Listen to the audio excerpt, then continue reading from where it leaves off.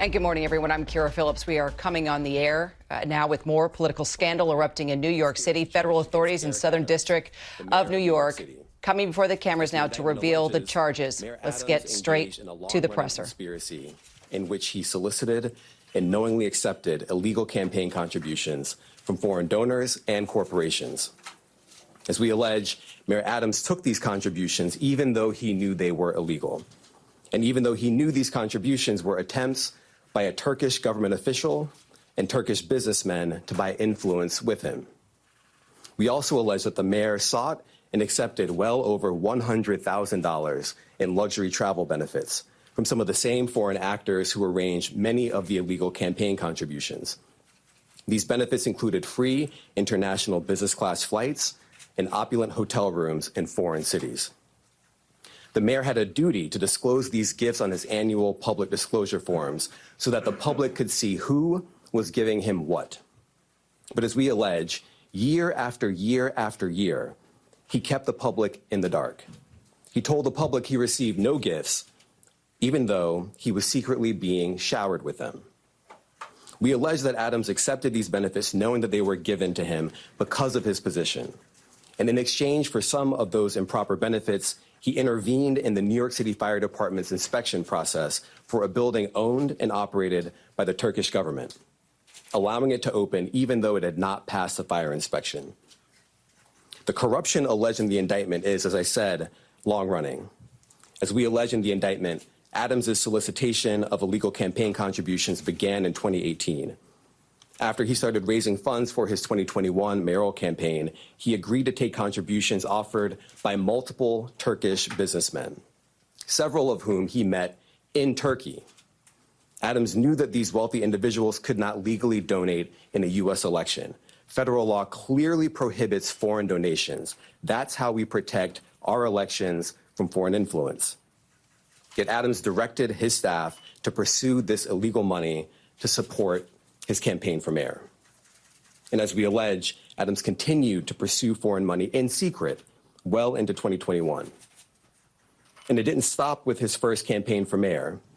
As we allege, in 2023, the mayor rekindled these corrupt relationships, seeking more illegal campaign contributions from some of the same foreign sources to support his re-election campaign. Adams also took contributions that broke other laws. As we allege, he sought contributions from businessmen far in excess of what the law allowed. He also allegedly sought contributions from corporations, which are not allowed to contribute at all in New York City elections. Many of those illegal corporate contributions were organized by the same people who organized the illegal foreign contributions. And Adams allegedly disguised them all in the same way by accepting the money through so-called straw donors.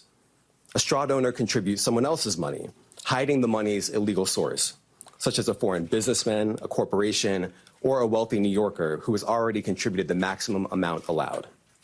And as we allege, Adams circumvented all of these laws, taking contributions from exactly the sources the law prohibits, all to benefit his mayoral campaigns. Now, Adams also personally benefited from the illegal conduct alleged in the indictment. Adams solicited and accepted over $100,000 in luxury travel benefits for years from wealthy Turkish business people and at least one Turkish government official seeking to gain influence over him. Adams started accepting undisclosed luxury travel benefits at least as early as 2016. He took these benefits nearly every year through 2021. Here are some of the benefits that we uncovered during our investigation. In 2016, Adams flew to India through Turkey and received 2 free round-trip upgrades for business class seats. That's the highest class on Turkey's national airline. Those upgrades were worth more than $12,000, and none of it was publicly disclosed. In 2017, Adams accepted free business class tickets for himself and his travel companions to France, Turkey, and China. And he was put up in the Bentley suite in the St. Regis Hotel in Istanbul. All of that was worth more than $41,000, and none of it was publicly disclosed. Also in 2017, he flew to China, again, through Turkey, and accepted 2 free business class tickets for himself and a companion. Those were worth more than $16,000, and none of it was publicly disclosed.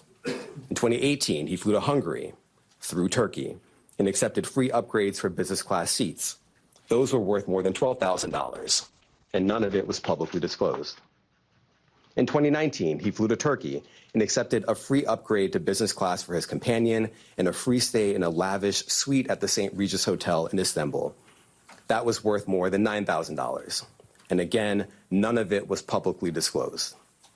In 2021, Adams solicited business class tickets to Istanbul, stays at luxury hotels and resorts, yacht tours, and meals. As we allege, he asked to pay a nominal fee for all of this in order to disguise what we allege were, in fact, bribes. He canceled that trip at the very last minute, but the benefits that he solicited were worth more than $21,000. And later in 2021, Adams flew to Ghana, again, through Turkey, and accepted free business class ticket upgrades and other gifts while he was on a layover in Istanbul. Those benefits were worth more than $12,000. And just like all the other benefits I've just run through, none of it was publicly disclosed. Now, I want to be clear. These upgrades and freebies were not part of some frequent flyer or loyalty program available to the general public. As we allege, this was a multi-year scheme to buy favor with a single New York City politician on the rise, Eric Adams. Now, this is a chart with all of the undisclosed travel benefits that we uncovered during the investigation. We just list it all out here. You see the year, 2016, 2017, 2017, 2018, 2019, and 2021.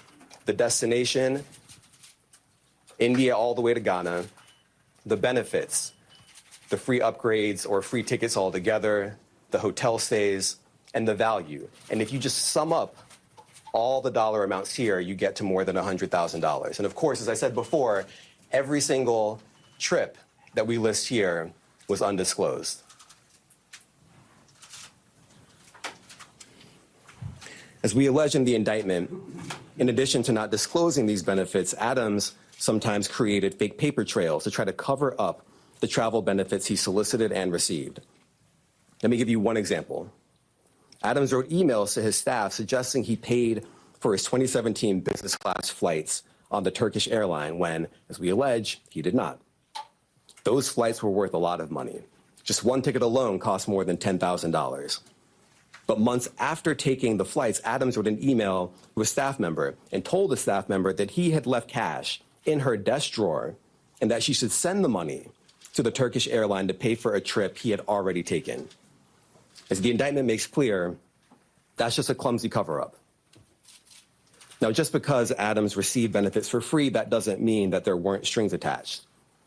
As we allege, a particular Turkish government official behind many of the benefits Adams sought and accepted gave Adams all these things to gain influence over him.